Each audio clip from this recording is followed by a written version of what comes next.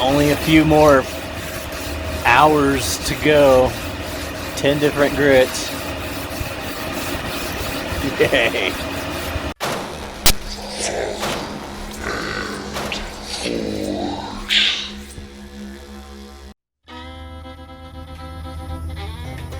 Alrighty guys, so I'm sorry, I'm just playing with the gimbal again.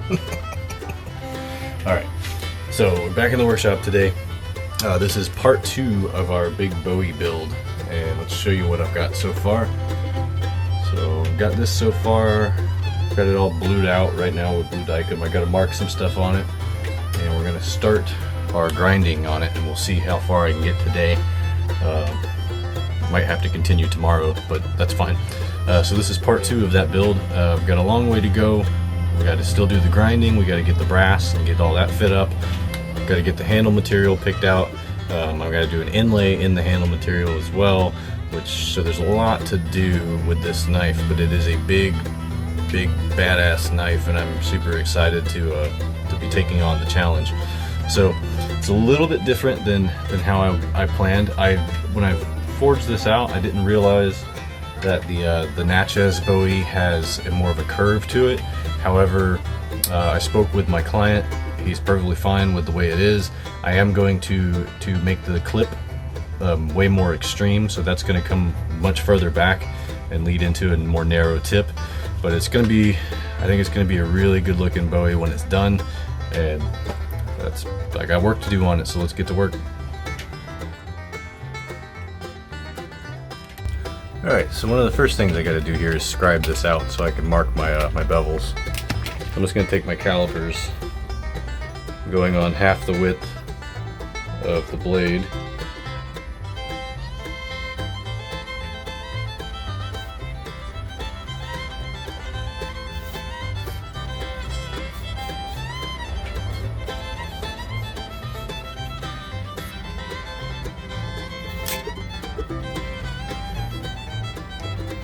So I've got that scribed.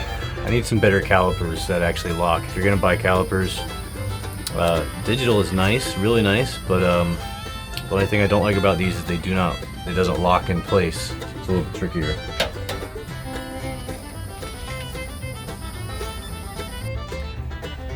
Alright, I doubt if you can see very well, but I've marked it out.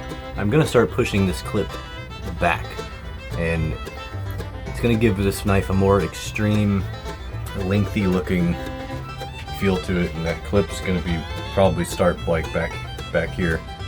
So I should have forged that, but I didn't, so I'm just gonna fix it up on the grinder. So here we go, going on the 4x36.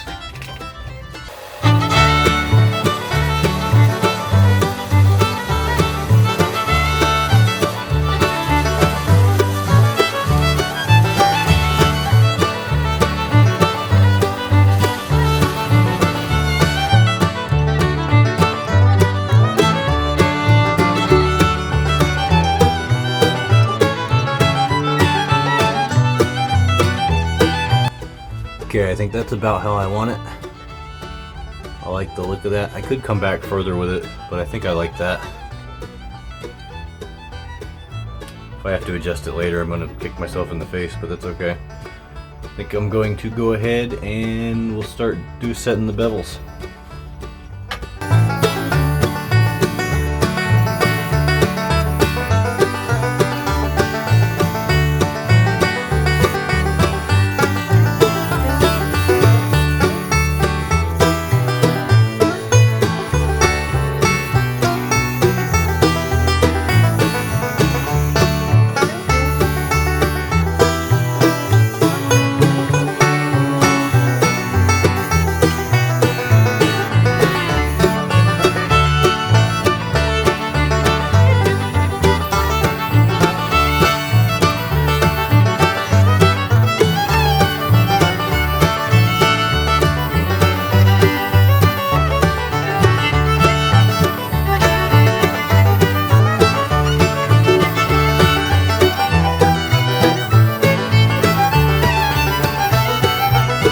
Alright, so now I've got the bevels roughed in. It's looking pretty good. I want to clean this up a little bit more.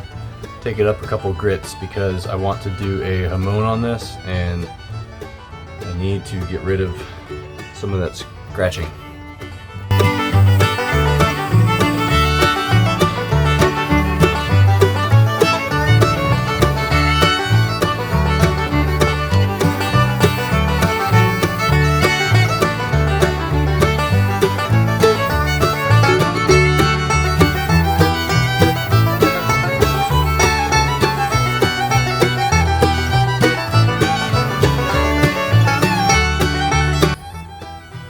Alright, so now I'm going to move on to hand sanding. I definitely am going to have to do a lot of hand sanding on this, but it is looking, whoops, it is looking pretty cool, and it's looking more like how I want it. So I really like this. This is, this is huge. This will fit in somebody's skull. So that's where we're at. Alright, so we're going to start hand sanding this. I'm going to go in at 120 and work my way up. I usually would go more on the belt grinder, but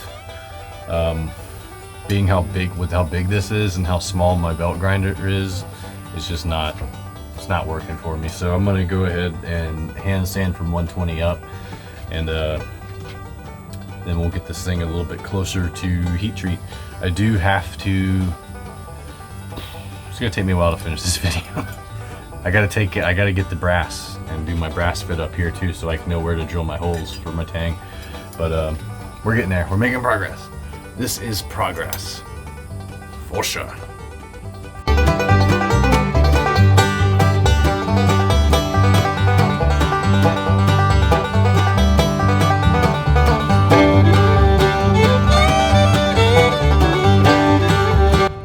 Alright, so it's a new day and a new step in this process. So I've got this thing cleaned up and profiled how I want it. Looks pretty good. I gotta come in and do a lot of hand sanding, but before I do that, because I'm going to clay this and attempt to do a hamon when I do my quench, I need to normalize it first. So typically what I would do is I would normalize at a thermocycle 3 times and then quench. With this, I have to basically normalize 3 times, and then instead of quenching, I have to let it cool, and then I'm going to clay it up so that I can get a hamon on it. But before I do that, I want to normalize it, and I'm going to hand sand as many of these bigger scratches that I can get out. I want to get this fairly uniform. Nice and not mirror shine, of course, but a nice satin finish on it to where it looks fairly smooth, and then that way when I do the hamon, it'll actually show up, and I just kind of polish it out a little bit, and then there you go, boom, etch it, done. So that's the plan. So now I gotta normalize it. So we're gonna fire up the forge and get to normalizing very, very, very carefully. Because of the length of this, I don't want it to get too hot. If I pull it out horizontally like this, it might bend. So I have to be really, really careful.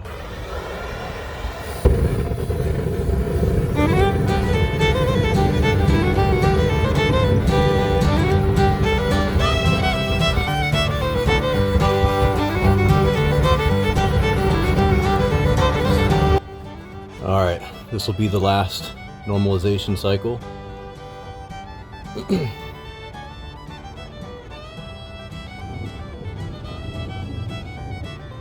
Everything still looks nice and straight.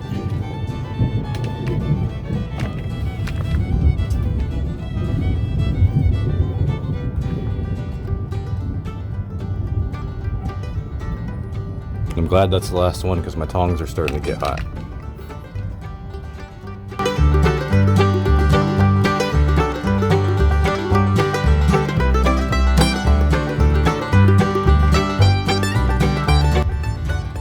Now it's time for every bladesmith's favorite part of blade making, hand sanding.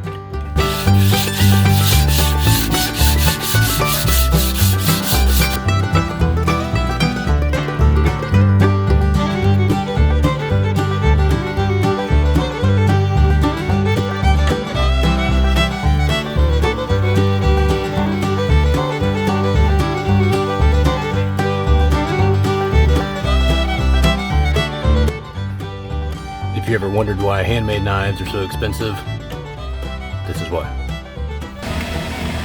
I'm also getting destroyed by gnats, so again, factors into the cost of knives.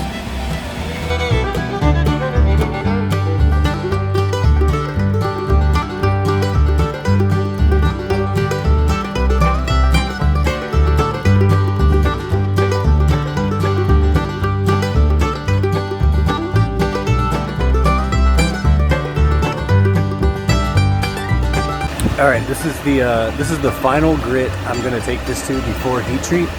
So I didn't even have to go this high necessarily, but I'm trying to get it really nice and crisp so it looks the best it can when I do it. So this is the grit I'm gonna go to right now. I'm at 400. I've gone all the way from 60 up to 400 grit through every stage.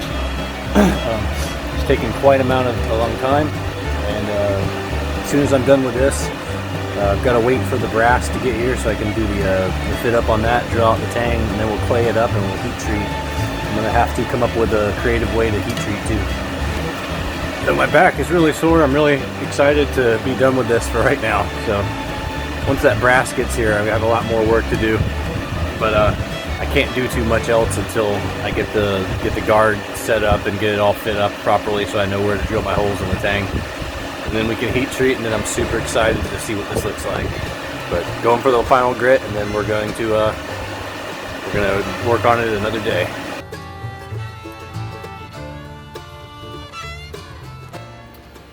All right, so I seem to have lost my outro video for this session on the Big Ass Bowie. I'm recording a new one right now. So as always, thank you for watching. Please like and subscribe. That means a lot to me when you do that. Check me out on Patreon. Check me out on Instagram. If you're not following me on Instagram, you're missing out because I'm constantly posting everything that I do as far as like knife projects and whatnot. Anything that I'm doing in the forge is going on Instagram, whereas it might not make it into a video here or might not be a video here at all. So if you're not following me on Instagram, you're missing out, and you should follow me just because. So that being said, once again, please like, subscribe. I appreciate you watching, and I will see you guys in the next video.